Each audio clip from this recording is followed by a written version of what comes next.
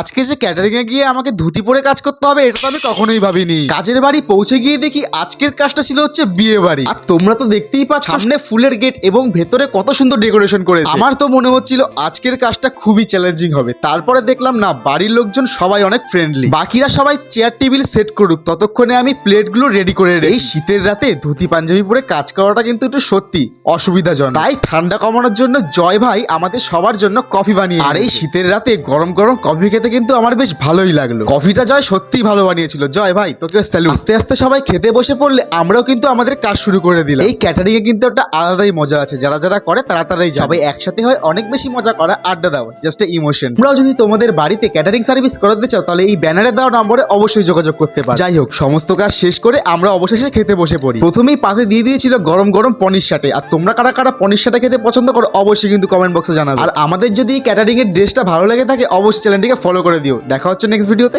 By.